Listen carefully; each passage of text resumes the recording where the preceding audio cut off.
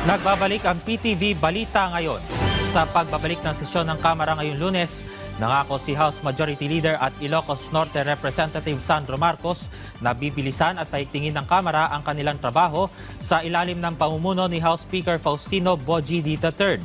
Layunin ng Kongreso na maipasa ang natitirang 36 na panukalang batas mula sa 84 na prioridad ng Legislative Executive Development Advisory Council o LEDAC.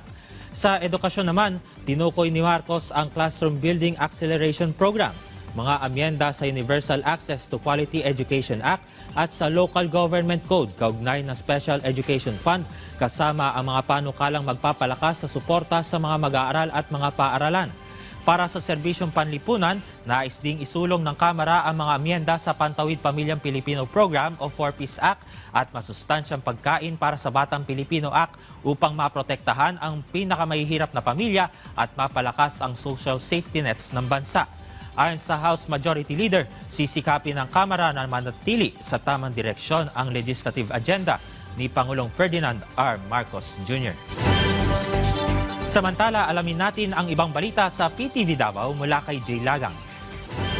Mayong adlaw, sikop ang usa ka magtutudlo sa pampublikong eskwelahan atol sa bypass operation. Pasado alas 2 sa kadlawon adlawng Domingo, Enero 25 ning tuiga sa Barangay Poblasyon, Compostela, Davao de Oro. Gilang dinakpan nga si alias Elmer, 51 anyos. Naktuhan kini nga namaligya og gituang shabu nga nagkantidad og kapin 8,000 pesos. Arestado sab ang live-in partner ni ini nga si alias Jenny. Nakumpis sab atol sa operasyon ang 4 ka pakete sa 12 ka gramo sa gituang shabu nga mobalor sa kapin 110,000 pesos ang kantidad. Nanguna sa operasyon ng mga sakop sa Philippine Drug Enforcement Agency Confideya, Davao de Oro sa tabang sa mga kapulisan sa lugar. Magatubang ang mga dinakpan sa kasong paglapas sa Republic Act No. 9165 kon Comprehensive Dangerous Drugs Act of 2002. Gibutyag sa Department of Public Works and Highways kon DPWH nga posibleng magsugod na sa unang quarter karong tuiga ang operasyon. Sa Bukidnon Airport ginahimutang sa Barangay Maray-Maray, Don Carlos, Bukidnon. Kinitungod sa paspas nga konstruksyon sa mga infrastruktura ni ini. Gipaningkamutan sab karon sa mga kontraktor ug engineers nga mohumandayon ang proyekto aron mas sayo nga maablihan ang airport. Kinumduman nga unang gitarget ang pag-operate sa Bukidnon Airport sa katapusang bahin sa tuig 2026.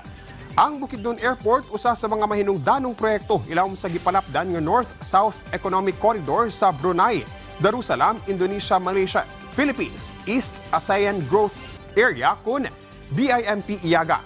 Tinguhan ini nga mapaligon ng ekonomiya, transportasyon ug koneksyon sa Mindanao ug ubang nasod sa Southeast Asia. Ug mo kadto ang mga nagunang balita dinhi sa PTV Davao. Ako si Jay Lagang. Mayong adlaw. Daghang salamat, Jay Lagang.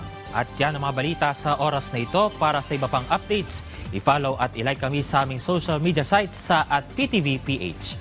Ako si Gab Villegas para sa Pambansang TV sa Bagong Pilipinas.